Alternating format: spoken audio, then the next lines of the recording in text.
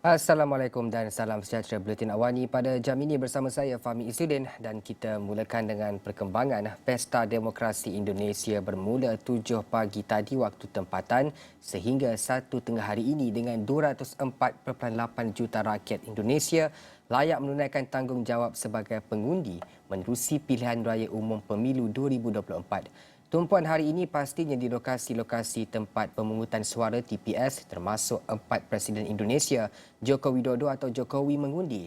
Untuk perkembangan lanjut proses menarik ini, kita bersama dengan editor Esra Awani, Ehsan Yahya di Jakarta, Indonesia. Baik, terima kasih rakan di studio, dan hari ini pastinya adalah hari penentu dan juga hari pengundian untuk pilihan raya ataupun pemilihan umum Indonesia bagi 2024. Sebanyak 820,161 tempat pemungutan suara di 38 provinsi dibuka sejak pukul 7 pagi tadi. Dan apa yang boleh saya kongsikan sebenarnya, Jakarta, Indonesia ini hujan lebatnya bermula pada pukul 4 pagi sehinggalah lewat ke pukul 8 pagi. Dan apa yang menjadi tumpuan saya dan juga Fauzi di Jakarta ini adalah Presiden Joko Widodo atau Jokowi dan isteri Iriana Joko Widodo selesai mengundi di tempat pemungutan suara TPS 10 di Kelurahan Gambir kira pukul 8.55 pagi waktu tempatan. Dan kalau mengikut giliran angka dan juga nombor, Jokowi didaftar sebagai pengundi di nombor 50, manakala isterinya Iriana dengan nombor ke-47. Dan menerusi temu bual dan juga sedikit sidang media yang diadakan Jokowi bersama dengan media tempatan dan juga antarabangsa sebentar tadi, apa yang dinyatakan oleh Jokowi ini adalah pentas demokrasi untuk keseluruhan rakyat Indonesia. Jadi beliau mengharapkan agar pemilihan hari ini berjalan dengan lancar nanti.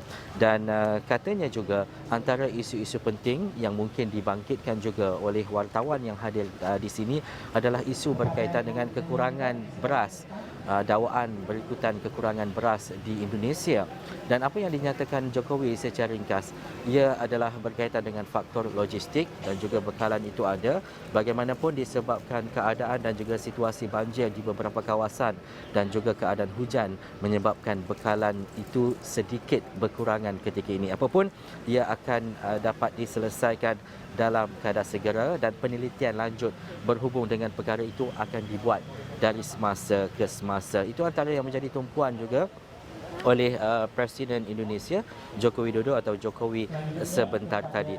Dan melihat kepada secara keseluruhannya, bermula pada pukul 7 pagi dan berakhir pada pukul 1 tengah hari waktu tempatan ataupun waktu Indonesia, lebih daripada 204.8 juta pengundi layak sebenarnya untuk mengundi di tempat pemungutan suara ataupun TPS sempena pemilihan umum Indonesia bagi tahun 2024. Jadi perkara yang menjadi tumpuan selepas ini, apabila selesai pungutan suara ataupun pemilihan itu dilakukan sekitar pukul 1 tengah hari nanti, ada quick count ataupun badan-badan tertentu yang akan mengira ataupun jumlah undi yang terkini yang dapat kita saksikan.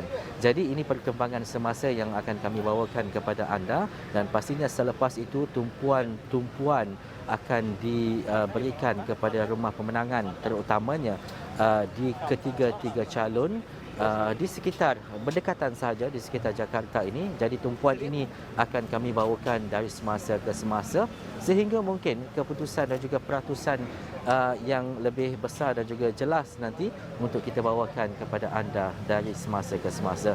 Baik, itu sahaja laporan terkini yang saya bawakan bermula daripada pagi tadi sehingga ke waktu ini. Pastinya perjalanan dan juga Pesta Demokrasi Indonesia terus berlangsung. Saya dan juga Fauzi Zin akan bersama-sama anda sehingga ke lewat malam nanti, insya-Allah, pastinya untuk liputan pemilihan umum Indonesia 2024. Kembali ke studio.